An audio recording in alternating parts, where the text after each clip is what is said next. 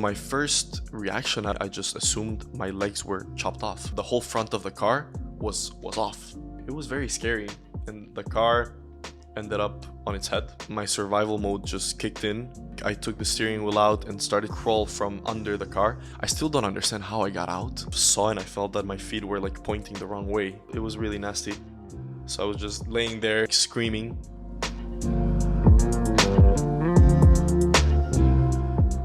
One crazy thing was I would have dreams every night. Little by little in the dreams, I would see where I would be months from that moment. And every single time it was accurate. On today's episode, Juan Manuel Correa, racing driver's incredible story of surviving a fatal accident just to come right back on track. Welcome, Juan. Thank you.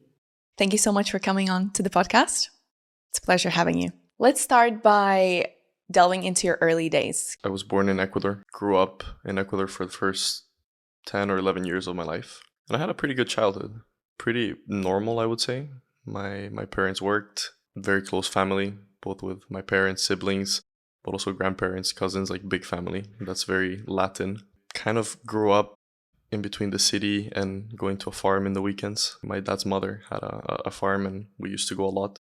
And I think that was one of my best memories, like the farm life. I really liked that. Lots of cows. It was like a milking farm. I don't know if that's the correct term, but we had a lot of cows, a bit of horses. So I always grew up kind of in the outdoors. I was never a city person. And up till now, like I've been living in cities for many years, but I need the outdoors every once in a while just to get away from it. And I think that comes from my childhood. Went to school, an American school in Quito. And then obviously my family was always into motorsports before I was even born. But we never had any motorsports professionals in the family. Like it was always like kind of a hobby. But I grew up with that. Like my dad was racing motorcycles, like enduro, motocross when I was born. So actually my first experience in any type of motor vehicle was a motorcycle. When I was like 4 or 5 years old, I was competing in that. And then I switched to go-karts, but I think we'll get into that. But so your dad basically passed you the passion very early on. Not just my dad. I mean, my mom used to be into it as well. Like before I was born, apparently, she would go on long motorcycle trips with my dad. They would go to the farm and she would have her own motorcycle. Then on my mother's side of the family, my grandfather and uncle as well, big enthusiasts. On my dad's side, grandfather, other uncle, like, so our whole family was into it. You know, I remember watching the Formula 1 Grand Prix since I was probably 2 years old with my dad every Sunday. And my dad was there, my mom was there, and I was just kind of born into it. So I had a passion for anything with wheels on since I could remember. When did that take shape more professionally for you? Well, the first time I started competing in go-karts, I was around 8 years old. So the story was I was racing in motorcycles, motocross. My mom did not like it at all because it's very dangerous. And then my dad has started getting into the car scene in Ecuador. Like he started to race rallies, so he started to meet a few people. And he took me one day to the go-kart track and had me try a go-kart just to see if I would like it. And I loved it. Like I remember I came out and I was like, I don't want to go back in the motorcycle. Like this is it for me. And I kind of just started training. I think I was going like 2 or 3 times a week after school to do laps, like to learn. I had no idea. I was very young as well. But immediately, I guess I was pretty good at it. I don't have that much memory of how the process was. I just remember going to train very often. And after a few months, my coach said, yeah, I think you're ready to compete. And then I just remember I started to compete. In my first race, I believe I already finished in the podium. And then I just started winning everything in Ecuador quite quickly. And then that kind of just escalates. In the beginning, it's very much a hobby, you know, like something to do on the weekends or an activity with your dad, your family. But I was always very competitive and I was trying to improve. And soon after, I was kind of dominating the karting scene in Ecuador. There was a breakthrough because very soon after you won a world championship in karting. Can you talk on that experience? How quickly did that follow? The World Championship was in 2013, so about 5 years after I started. By that point, my family and I, we were already living in Miami. So we moved when I was 11 for not even for my career, just because Ecuador was getting quite dangerous and my dad's work was better in Miami. But I started kind of the same process began in America. So I started doing like the local races, and little by little outgrew kind of like the scene there, and I started doing very well as well. So 2013, I won the national championship in the United States, and that gave me a ticket to go race in the World Championship representing the United States of America. And I ended up winning the World Championship that year, which was a huge shock to me. Like, I was never expecting it.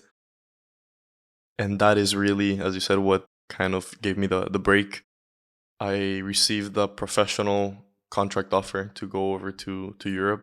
And Europe was always something that I was looking at, because if you want to go to Formula One, you have to race in Europe. And that's something that you wanted to do? Yeah, always. Like I said, when I started at 8, I was convinced I was going to be an F1 driver. Okay. I just knew it. I mean, innocently, because I didn't know everything that it implies and how hard it actually is. But the passion was always there. So when I got that offer to go to Europe, it was like a dream for me. It wasn't so easy to convince my parents, though, because it meant I had to go live alone over there. I was just 14, but I was very lucky that they supported me and they let me go. So it created a really big ripple effect, the championship winning for you. It's what started it, like what gave me the first chance to come over here. It was not easy, it's not like you win a world championship and all the doors are open. You have to prove yourself year in and year out to keep advancing. But luckily, I had what it took to keep moving forward. I had a good team of people behind me, a lot of support from my family, my dad. And little by little, each year, it just became more and more serious. The moment I decided to move to Europe, my whole life switched from being, I would say, like racing, yes, is my passion, is what I want to do, but I was still living kind of like a normal life on the side, like being a kid, going to school, etc. When I signed that contract and moved to Italy, that changed. Like my whole life was 90% racing, and then whatever was left was left. Like everything revolved around it. You left home when you were 14 years old. Mm-hmm. You left your parents. How did they react to that? How did they feel about you living alone on your own in another continent? They were pretty scared. Back then, I didn't realize how hard it was for them. I was 14, I was just thinking about myself. But nowadays, I talk with them about it. It was hard. And I get it. I mean, 14, my sister now is 14. She's a baby when I see her. And it blows my mind to think that I was living by myself at that age. And it actually, the whole story, it wasn't that I was supposed to go and live by myself. Supposedly, there was a family that was going to take me in Italy. Supposedly. Okay. The team that had signed me, they had told my parents that a family was waiting there for me and that I would be, in a nice environment and they would take care of me and I could do my online school with a family and with the kids, blah, blah, blah. And I literally arrived to Italy, 14-year-old with 2 big bags, and there was no family.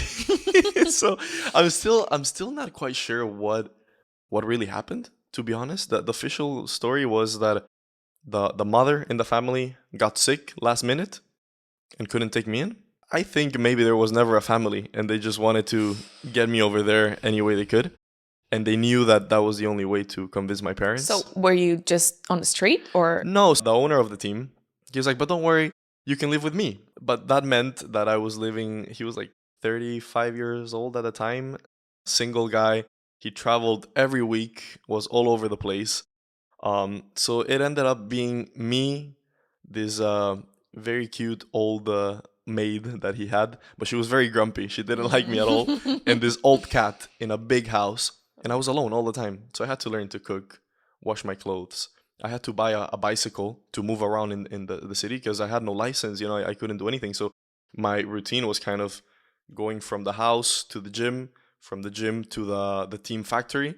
I would do my work, like schoolwork at the factory, and then go back to the house. And I did that for like 8 months. while racing. So what it kept me sane was the racing. If it wasn't for that, I think I would have killed myself. Like it was very, very hard, very depressing. Yeah, a big shock. And by then my parents, it was too late. I was already there. They couldn't say no. The season has started, so they were like, Jesus, like they were very worried. But it sounds like you actually benefited from the experience that you had because it made you really disciplined and responsible very early on. It definitely made me grow very quickly. Maybe too quickly, honestly. Like it has a lot of positives, but also some negatives. But at the same time, it also, I think, is a bit too early for someone at 14. Like you lose a lot of that structure that you need when you're in a family or when you're like in a boarding school or something. One way or another, you have a structure given by adults and you have to follow a certain schedule. You know, if you throw a 14-year-old kid living alone to do whatever he wants, it can go very wrong. Luckily for me, I think I handled it relatively well and I managed to stay in the right path. What were your biggest challenges throughout your, let's say, young years living alone? In the beginning, the obvious challenge of missing home, being alone all the time, not speaking the language initially, and really not being with kids my age. Like I was surrounded by adults all the time. I had no social life at all. It was all just train, work, This is for sleep. how long did that continue? This was for, I would say, the first year. And then also I think that the relationship with my parents became a bit difficult because they wanted to control me and give me structure as much as they could from 2,000 kilometers away. And it didn't work for me. You know, like I felt like I should be able to be more independent. Now that I look back, I mean, I was a little 14-year-old shit. I shouldn't have been complaining. And they were trying to do what they thought was best for me. But it was really not easy. And we started to clash a bit during the first few years. And how did both of you handle that on each side? I think there was growth from both sides. Definitely, I matured. I You grew had up. to earn their trust, I imagine. Yes, but I think one of their faults in the beginning was I was earning my trust always. Like I was never doing stupid stuff, to be honest. I was very responsible. Always doing the stuff I needed to do. Always putting my career first. And that was thanks to already the foundation my parents had laid on me. Like through my whole early career and even childhood, even before I was trying to become a driver, they always taught me to work hard. Like nothing came easy to me.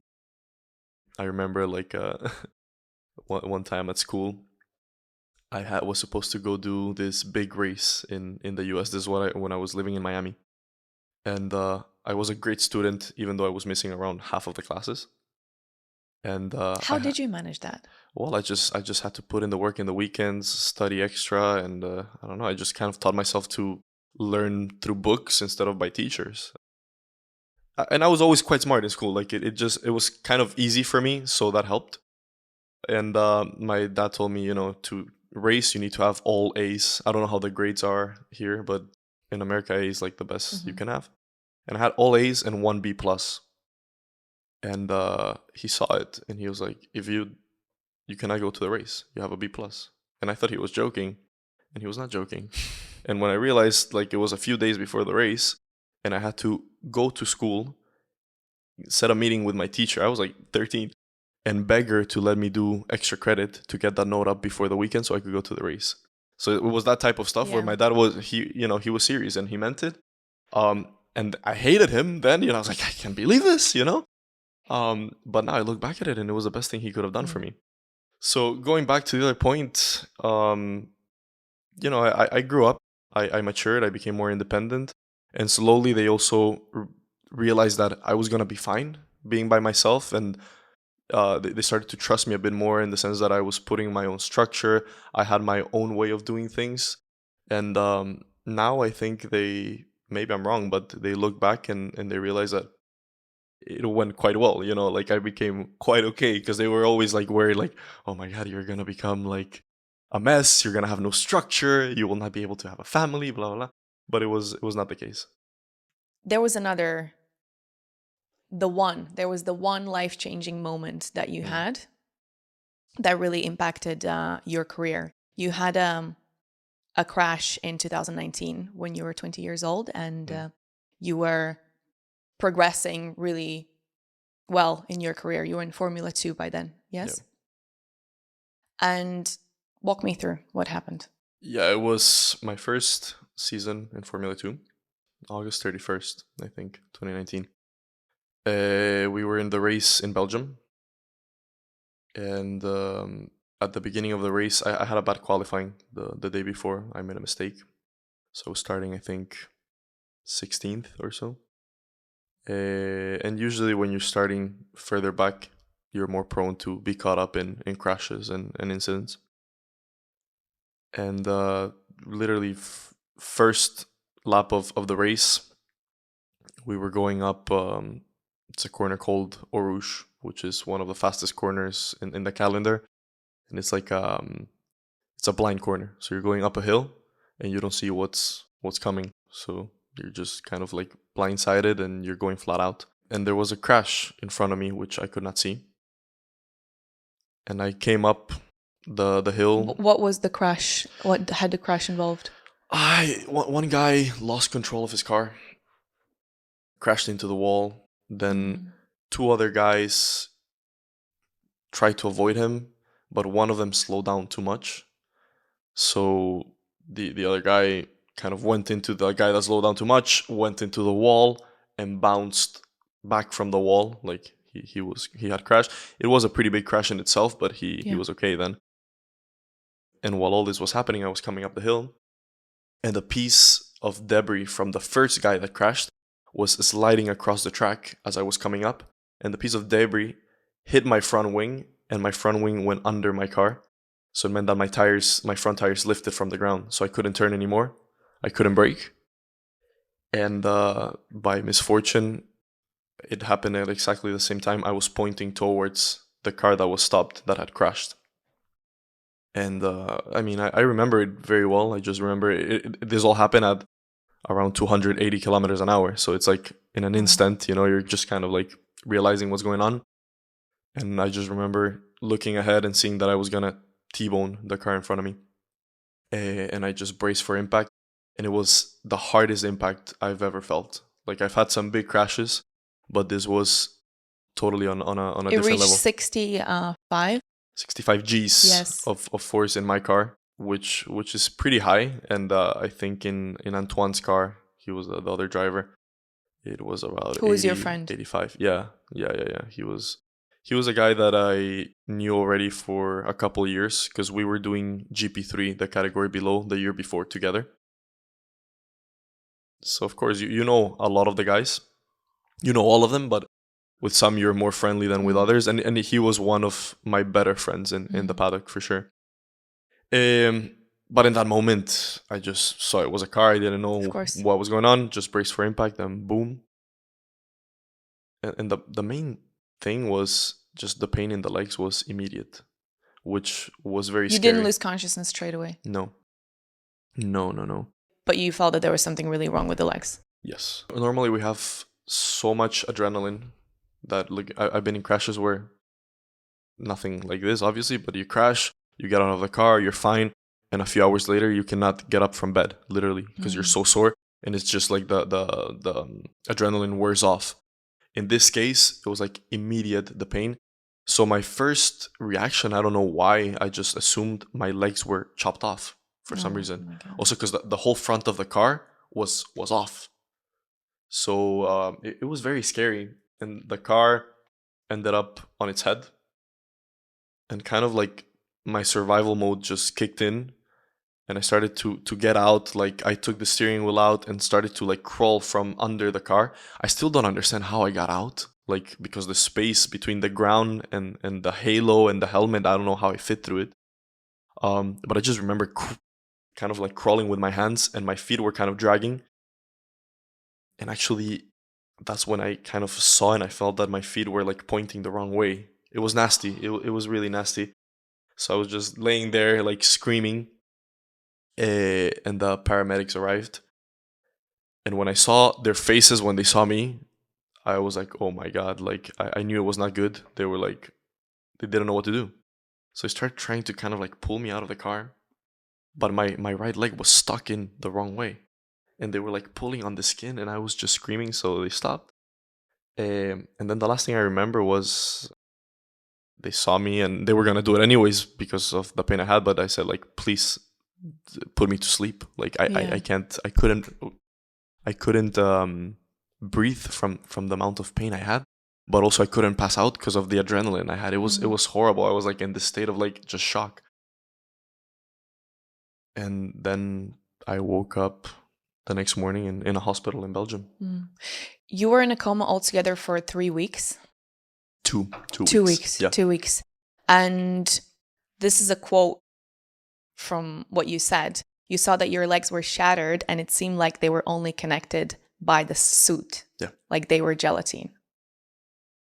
And the doctors wanted to actually amputate your legs? Yes. So the right one, especially.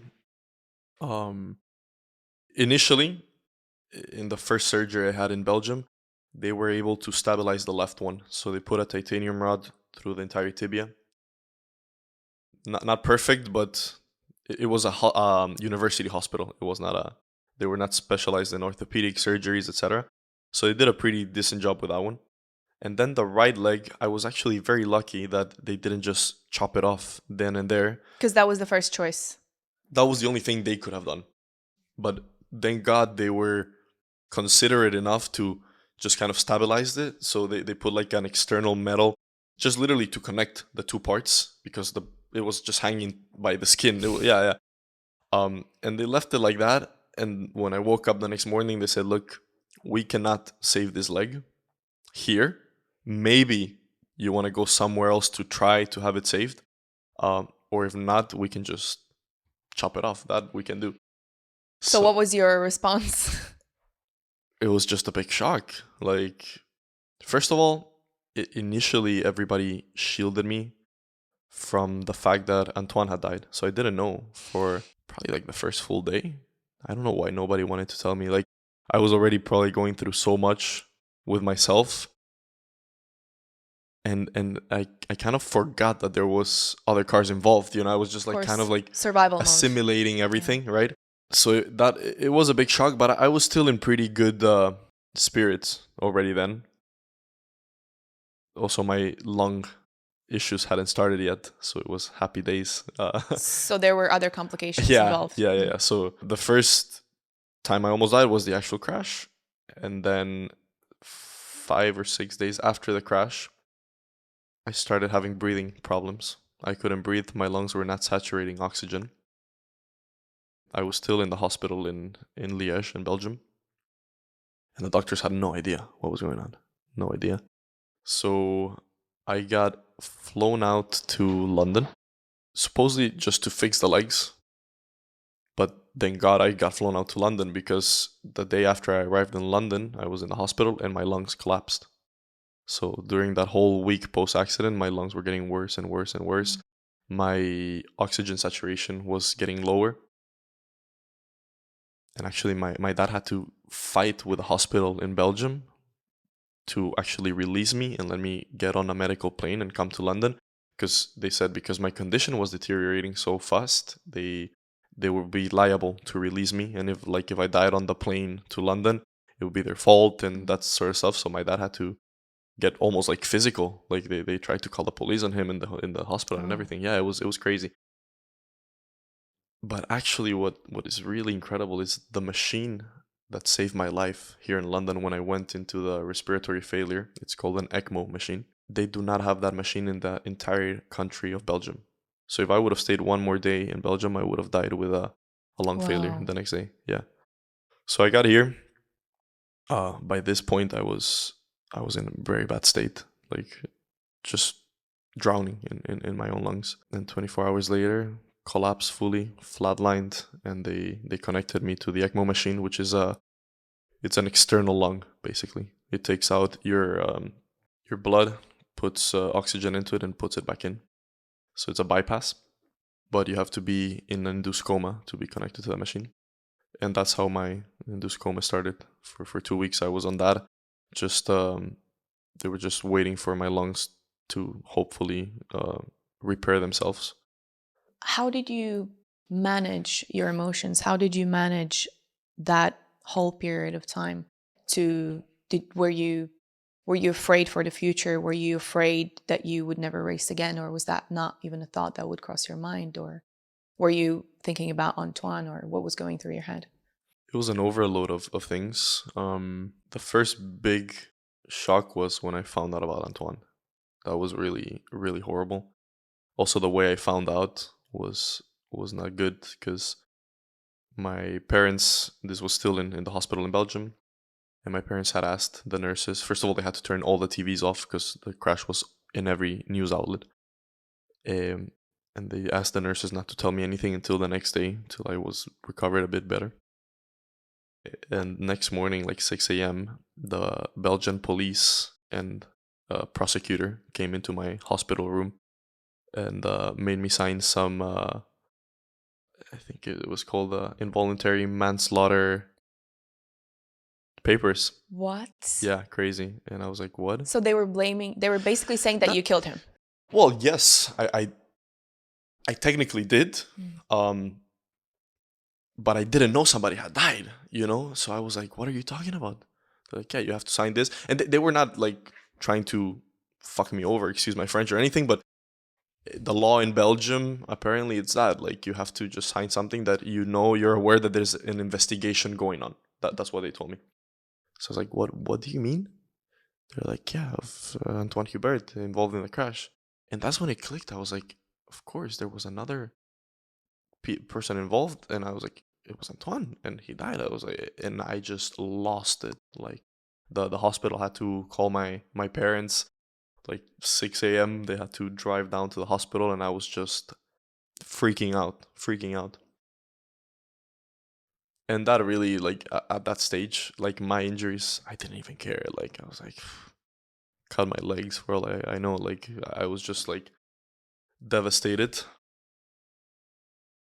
And then as the days progressed, I had to assimilate that and start worrying about my own health, because I thought I was gonna die. Like, my chances of survival with respiratory failure and everything were not very high. So initially my emotions were just, I hope I make it.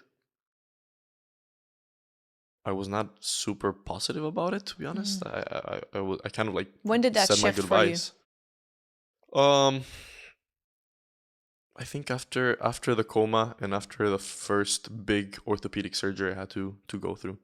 So you saw that there's a chance for you to save your legs? Yeah. So when I came out of the coma, the first thing the doctors said were, okay, we need to make a decision now, because by then my right leg had an open fracture, like an exposed fracture, for almost 3 weeks.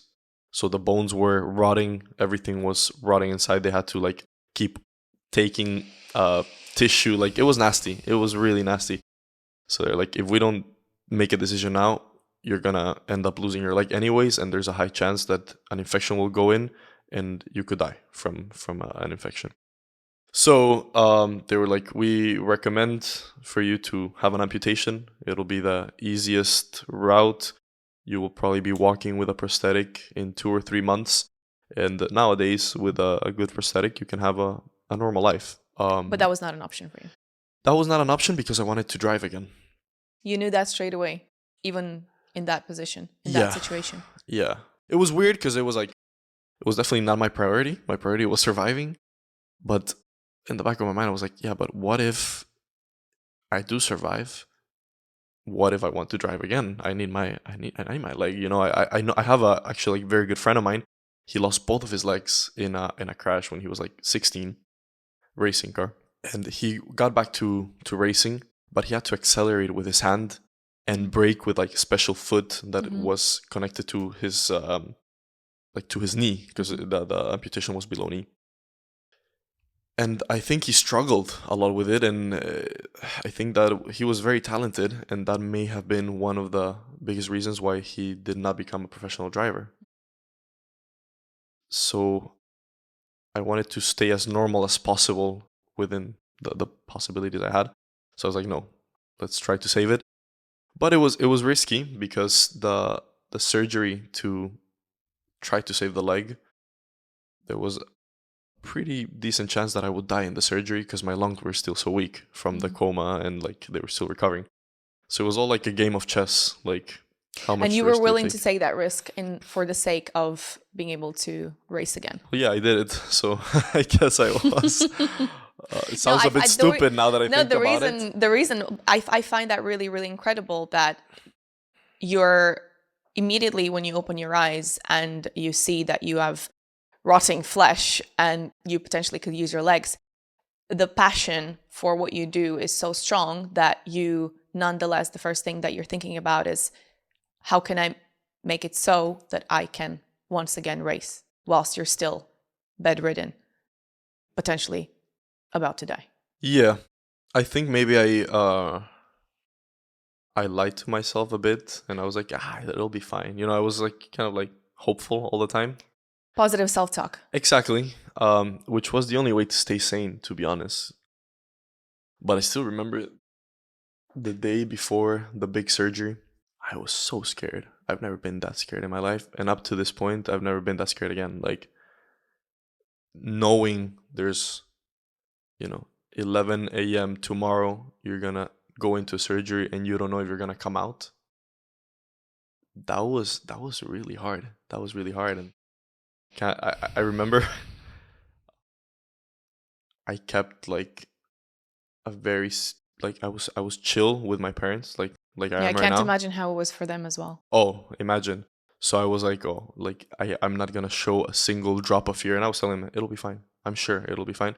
But deep down, I was like, it will not be fine. Like I'm not gonna come out, and I was so scared. But I kept it together.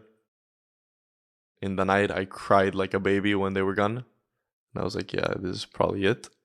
And then the next morning, I was again like, okay, see you guys in a few hours. And I went in. The surgery was supposed to last, I think, 7 hours. It lasted 17. But I came out, and my leg was in pieces, but it was still there. Yeah. How do you think, looking back, that changed you as a person? From the person you were before the crash to the person that you became after? I think it changed me totally. Like, I do not feel I am the same person I was 4 years ago, before that. In many ways, the main, I would say probably the biggest way, it gave me a perspective in life that I don't know if I would have ever had if it was not for that crash. Even, or maybe when I was very old, after living a whole life, I guess you gain that perspective. But what I found is when you're put in such a life and death position, and you have to actually consider the possibility of you dying at 20 years old, it forces you to kind of get that perspective as when you're old, of like looking back at everything you've done, what was important, what was not, what you would have changed, who were the important people in your life, etc. And that gives you really a very, very powerful perspective on everything. And to be able to come out from such a position and have like a second chance while still being so young with so much to live for, I think that's a very unique opportunity, to be honest. So I enjoy that. I would not change that for anything. What did you decide you'd do different going forward because of this? Because you're given another chance? Look, I realized a few things. Number one, I became just a more grateful and happier person in general. Before, I would get caught up, like I think most people do, in the day-to-day like BS, like fighting with a friend. My girlfriend didn't text me back. Oh my God, I didn't get the shoes I wanted. Like, I remember sitting in that hospital and I was laughing, and my mom's like, why the hell are you laughing? And I said, because I remember when I used to have a bad day when I had a fight with my girlfriend. Then I looked at myself and I looked at her and I was like, this is a fucking bad day. That was not a bad day. You know what I mean? So that really, like, you realize like, wow, what was I doing? It also made me realize that, and this was, I think this second realization came with more the recovery process and what I learned about myself in the next few years after the crash. But I realized that I can be happy and fulfilled doing other things than just racing. a lot of athletes, a lot of racing drivers, we're groomed since such a young age to strive to be the best athlete, to be in Formula One, to be a world champion. And sometimes we start believing that that's the only thing we can do and that's the only thing we can be happy while doing, you know? And what it taught me is that no, I can find out there's other passions, there's other things in life, and they can fulfill you just as much. So that was very powerful. And then it made me also, I know this is a bit of a cliche, but appreciate the little things in life and make sure that I was closer to the people I love. You know, I did not appreciate that much. I've always loved my family. We've always been very close, but I got caught up in, you know, my racing driver life, traveling all over the place, not really thinking that in the blink of an eye, it can all be over. Not just for me, but, you know, your father can get hit by a bus tomorrow and it's over, you know? Like, would you have appreciated all the moments and made the best out of all the moments you had with him? Your brother, your sister, your friend, you know, it can all go away so fast. It makes you realize that you're not invincible, and we're actually very very small pieces in this game of life, and it can all just be over. So it really changed me. Sounds like really powerful lessons that you took away from that, and that you really turned around that experience and grew as a person in all ways. Talk to me a little bit more about the tools in terms of mindset that you used to get through that really hard recovery. So I know you used visualization a lot. Was there anything else that you did, and how did you do that? What helped you the most? If you had to pinpoint the parts of your mindset that led you through that. Honestly, number one was just my attitude, positive attitude, like seeing the positive side of it and not letting myself feel bad for, you know, like not having pity on myself. I think that's one of the worst things you can do, especially in such position. Like, it is what it is. Yeah. Well, like, either I can sit in this hospital bed and just feel so sorry for myself and ask God 50 times, why did this happen to me and not somebody else? Or I can just get on with it and take it as a challenge. You know, I love challenges. That's always been my personality. I love doing things that other people think are not possible. You know, like kind of proving people wrong. That's always a big motivation of mine. And I saw this as like, okay, it's fucked up. I don't want to be in this position, but hey, it is what it is, you know, like I am here. Everything I do from now until I die is going to determine how I handle this situation, right? Like, there's a life-changing moment. There's going to be a before and after. So there's a bit of a, you have to process that and accept that, which takes some time. And then I was like, okay, let's get on with it. I always made a point and I forced myself to live my life to the fullest, even while I was in the recovery. So I got to Miami. I had a big exoskeleton around my leg. I was in a wheelchair. I had lost maybe 20 kilos. I looked like a 13-year-old boy. The first thing I did, I hired a handicap van with a ramp. I bought a fishing pole and I put a hook in it so I could go up the ramp by myself and then close the door with a fishing pole from inside the car, because I wanted to be independent. You know, I was like, I'm not gonna depend on anybody. And I started driving myself around the city, and I was going to therapy by myself. I would hop, go up the ramp, park the wheelchair next to the seat, hop on the driving seat, and drive with my left. I taught myself how to drive with my left, while my right foot was on top of the dashboard on the right side. And I would just go everywhere. Like, I would go visit friends. I was going to the club a couple times. Like, yeah, like... Not missing out at all. Well, I mean, I wouldn't say at all. It was hard. It was really hard. But I kind of forced myself. I was like, fuck you. Like, go, do it. And and that helped. Like at that moment, it was not comfortable. You know, I was in a lot of very uncomfortable situations. I mean, imagine walking around with an exoskeleton. Everybody's looking at you. You feel like so self-conscious. Like you stick out anywhere you go. You're in a wheelchair. But I just got on with it.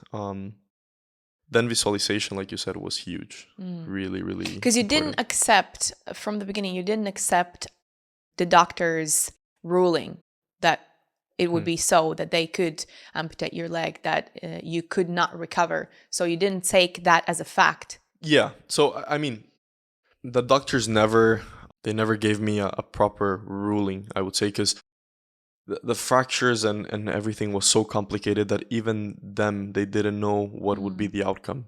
Like, for example, when they told me, okay, let's say in the best case scenario, we are able to save your leg. We don't know to what extent it can be saved, like what mobility you're gonna have. Maybe we save your leg and you're gonna have so much pain in it, in the ankle joint, that we need to amputate it anyways. Like, you know, there were like 50 different possibilities of where I could be. I think the visualization just helped me concentrate on the best outcomes. Yes. And push for those, you know what I mean? So if this was the spectrum and this was the best and this was the worst, I would always visualize the best, always, and believe. And Every day. Yeah, every day. And it kind of happened naturally for me. Like one crazy thing was I would have dreams every night, and little by little in the dreams, I would see where I would be months from that moment. And every single time it was accurate. So when I was in the hospital, in a bed without being able to move, I would start visualizing myself in a wheelchair and how life would kind of be in a wheelchair. And that also helped me cope mentally with, you know, it's a big deal to be in a wheelchair for a year and a half, and like everything that implies in your life, etc. And I would visualize that. A few months later, I was doing exactly the things I had visualized in my dreams. When I was in the wheelchair, I would start visualizing, like dreaming about me walking in crutches. And I could feel what it felt like and the pain I would have and the issues I would have. A few months later, I started going in crutches. And this was like, I think the first time I started walking in crutches, it was 8 months before doctors thought I would be able to even stand up. That's incredible. Yeah. So, and every time, you know, I could see what was coming. And it was the same when I was in crutches, and then I started visualizing walking without any assistance. And not a few months later, that took some time, but I don't know, 6-7 months later, I was starting to walk by myself. So that was very powerful. And then just the actual effort I put into it was also helpful. I was doing maybe 10 times the amount of rehab that the doctors were asking me to do. I was doing every single treatment, orthodox or unorthodox, that I could find. I bought a hyperbaric oxygen chamber, put it in my room. I leaned a lot on the people that were with me before, because, you know, in racing you have a whole medical team and trainers, etc. We take a lot of supplements. So I had a lot of knowledge on that area, and all of my team in that side, they gave me the best supplements they could find, like calcium, vitamin D, like everything we could take, I was taking. Everything to speed up the process of the bone healing. So every few months when I would go back to the doctor, he would like, what are you doing? Like, this is incredible, you know? And so everything would move forward. Like, we would schedule the surgeries earlier. What do you think was the thing helping the most? The amount of work I was putting into it. Also how fit I was before the accident happened. That helps a lot. If you're very fit, your body is just healthier. It heals faster, recovers. And also I think the fact that I was keeping a good psychological state by my attitude, and what I was telling you before, like I was getting out there, I was meeting people still. Like I started to study. Like I had never had the chance to study. When you're a professional racing driver, you have no time for much else. So university for us is basically an impossible task. But I like it. I like business. I like to learn stuff. I helped my dad with his businesses since as long as I can remember. So when I got to Miami, I was like, okay, this is an opportunity for me to do some courses. So I did some Harvard business courses for 6-7 months. And all that just kept me busy. It got me in a routine. And I think in the long run, being in a good psychological state of mind helps also your physical recovery. Very Absolutely. much so. Yeah. This is just such a strong and vivid portrayal of what a big role your mindset plays in your life. Huge. Yeah. I think people don't realize People don't realize at all. and the physical changes you have with mental changes. Like Yeah, if you yeah, do something, absolutely. it's incredible. And in the beginning, I was a skeptic. The guy that used to be my trainer during that season when I had the crash, he's very big into mindset visualization, and he came to visit me in the hospital, and he told me visualize, like believe, and you will see, like your body follows your mind. And in the beginning, I was like, yeah, like fuck you, like you're not in my position. And then I started doing it, and now that I look back, yeah, it does work. So crazy. It makes you learn a lot about yourself. This is also the thing that fascinates me. In the world of athletes, visualization is commonly known fact. Virtually all the athletes in different sports do that. Yet, what fascinates me is that people, normal people that maybe are not athletes, they don't know about this. They don't use this tool, even though this is mind is one of the most powerful tools that you have, and visualization is one of them.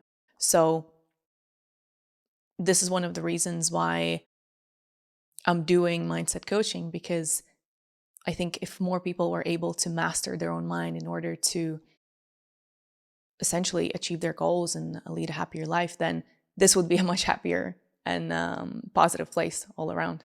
For sure. A much healthier society, I would say. The one thing I will say, though, is I think a lot of people actually do visualization without knowing it. The thing that is important to note is visualization comes in different shapes and forms for everybody, right? And I tell you this because I talk with other athletes, and yes, every athlete I know does visualization in a way or another. I know some drivers that they will sit down and literally do virtual laps around a track and do the gears, the braking points, everything. And actually, you can take the time and they will do like exactly the same time in their mind as they do in the real car, which is crazy. In my case, that's very difficult for me. That's not how I visualize. My visualization is more like thinking about different scenarios, but not actually living through them. I don't know if you get what I mean. Like, I don't imagine the scenario happening. I just imagine, okay, if I'm in that scenario, what would I do? And it's more, instead of thinking of visualization as a video, as a video loop in your mind, for me, it's more images and decisions. And then I combine the image and the decision and I go on to the next image. So I'll give you an example. I'm in a track, right? I just did the free practice. Next up is qualifying. And from the free practice, I learned that I need to change 3 corners, the way I approach the corners. I will not imagine me driving through the corner. I will have a mental picture of me approaching that corner and just imprint in my mind the things I need to do that I wasn't doing before or that I need to change. And then I find that if I do that, automatically when I get to the corner in the qualifying, my mind has already learned subconsciously what I was imprinting into it, and it'll do it. So that's why I'm saying it's very difficult. And I visualize day-to-day stuff. Like this podcast, I was driving in the car, and automatically I find myself visualizing and like giving myself like Directions. not directions, but imagining what are you gonna ask me? What are we gonna talk about? What's gonna be my approach, my position? And even if you do that for 5 minutes before you get here, and you're already a lot more comfortable. You're more familiar. Your mind is very very comfortable when it feels familiarity. Yeah. So you're rehearsing in your mind, essentially. Exactly. Visualization lets you have something new and make it feel more familiar. So how was the process of you going back into the racing then afterwards when you had recovered? Yeah, it was really hard. How were the teams or the brands, the sponsors, all of that side of business? Was that an advantage for you, or was that a really big disadvantage that you went through that? Initially, a huge disadvantage. I think now, a few years later, I've managed to use my story at an advantage, commercially speaking, and building my image. But man, when I decided I wanted to race again, I mean, when I realized I could race again in the near future, it was around summer 2020. Have in mind, by then I was still in a wheelchair and I still had the external fixator. But again, visualization, I knew that by the beginning of 2021, I would be able to walk a little bit by myself and drive. My doctors did not believe that, but we'll get to that point. So then I kind of devised this whole strategy of where I want to race, who I want to race for, how am I going to convince in the state I was in for a team to actually sign me, because it was nuts. It was nuts. So I got invited to the race in Belgium for the 1-year anniversary post-crash. We were going to do a memorial for Anthoine, and they wanted me to be there. And I thought that was the perfect opportunity also for me to start meeting with some teams and getting a feel for how crazy they thought I was. And I remember I met with Sebastian Philippe. He's the team manager of ART Grand Prix, the team I ended up racing for the last 2 years. And I asked him for a meeting, and we sat down, and I said, Seb, I want to drive for you in Formula 3. I said, I want to. I was in Formula 2 when I crashed, but I think the correct step for me is to take a step down to F3 and kind of restart again. And he said, yeah, of course, like we would love that. He said, but right now it's way too early. Like, let's talk in a year's time when you're ready to drive for 2022. And I said, no, I want to drive for you next year. And I remember he was not sure if I was joking or not. And he kind of looked at me, looked at the wheelchair, looked at my leg. He was like, what? Like, you're crazy. I said, no, I'm serious. Like, I am gonna be ready. He's like, impossible. Like, it's I don't think that's, like, you're gonna be ready. So I convinced him to give me a second meeting in Paris a week later. I said, look, just sit down with me. I will bring all my medical notes, all my x-rays, and I will give you the medical explanation of why I will be ready.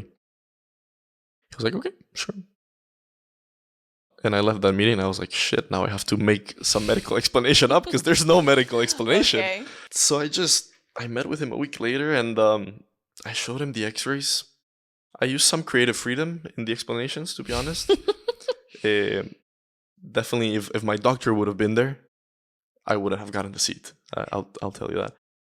But I explained to him, I said, like, this is what I think and this is the process we're going to do. We will have to do maybe some experimental surgeries just to speed up the process, but we will. I said, I was so confident. I was like, yeah, it's done. It's done. done. Deal, like, yeah. It's done. The doctors are ready. Like, and he called me back a week later. He's like, fuck it, okay. Like, and to be honest, I am eternally grateful with him for that because he was not the only team I talked to, and all the answers were like laughing. Like, man, what are you talking about? You know. And he really took a gamble on me, signed me, and that was the fuse I needed to get to work. I got back to Miami a few days later, met with my doctor there, and I said, look, I have to be in a car. I think it was in 5 months from that time on. I said, I have to be in a car in 5 months. And he laughed as well. And he was like, it's impossible. I said... You don't understand. Yeah, I said... This is the signature. I said, you don't get it. I said, I will be in a car. Now the question is either you will do the surgery or somebody else will do it. But I am getting the surgery. And the surgery I wanted to do was, I wanted to remove the external metal cage and put an internal titanium rod through the tibia, which is pretty common. The issue is when you have 27 metals crossing your leg with the external cage, and then you put one through the middle, the risk of internal bone infection skyrockets. And if you have an internal bone infection, the risk of amputation is pretty high. So nobody does that because it's stupid. But it was the only way I was gonna be in the car. He was like, okay, like let's do it. They put me on antibiotics for 2 weeks to prep me, and then they did the surgery, and I was off to. Then I could start doing really much more intense rehab. So I had to learn how to walk again, deal with the amount of pain I had. Like it was crazy. That was probably one of the most painful parts of the whole thing, was the standing, walking again, forcing the ankle to move. I remember in the beginning I couldn't even walk in the pool. Even with the water up to my chest, I had so much pain I couldn't walk in the pool. I could just like stand, and then I had to like swim with my hands to move around. It was a long process, and I moved to Barcelona, assembled the whole medical crew, and brought in the best physiotherapist I could find, and we got to work. It was really intense. So, what about now? And what's next for you? So right now, I just finished my second full season in Formula 3 this year. It's still tough, like I still have to deal with my injuries. I'm still doing rehab. It's kind of like ongoing work.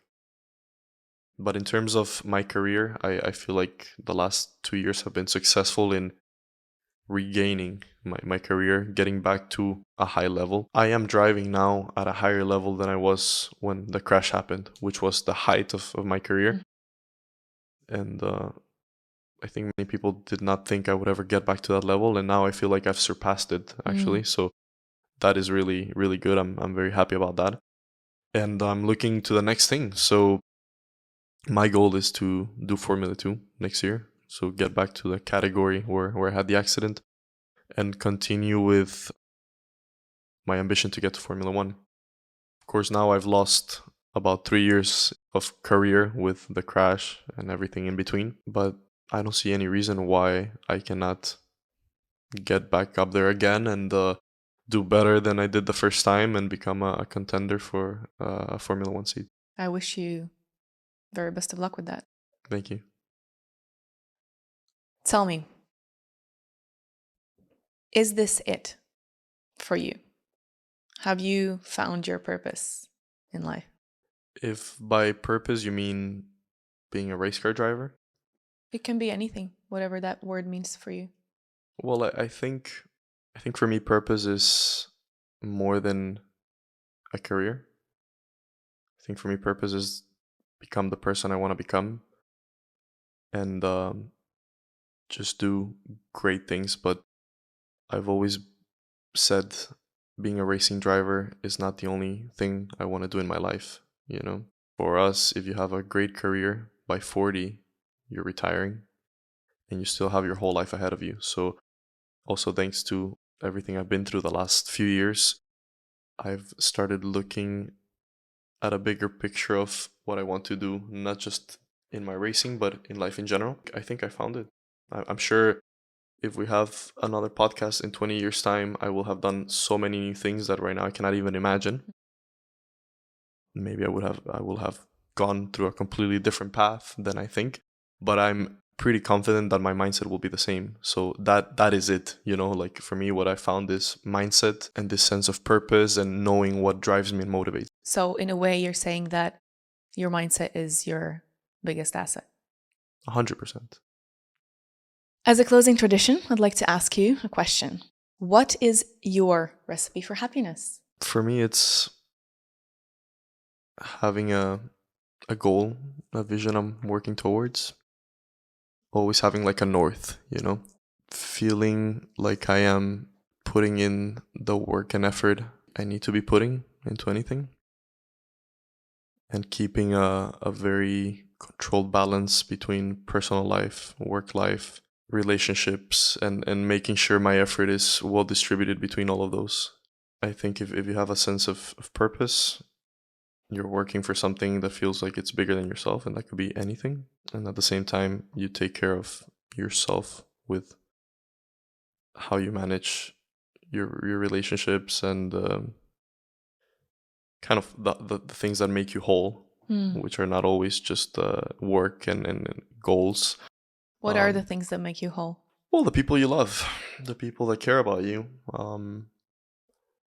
I've never seen somebody that is successful, maybe has all the money they want, all the fame they want, and a bad relationship with a family or, a bad marriage, and they're happy. When have you seen that? It's all about that balance. And I think true success comes from achieving that balance, not just achieving success in your work. So I really practice that with myself when I combine my career as a driver, plus all the other ventures I'm working on. I make sure if I am giving 100% to this, which is professional, I'm also giving 100% to my personal side. Not always, it's hard for me. I tend to go more towards the professional side, but I've learned to have a better balance. Very wise. I definitely agree with that recipe of yours. Thank you so much for coming and sharing your story. My pleasure. Anytime.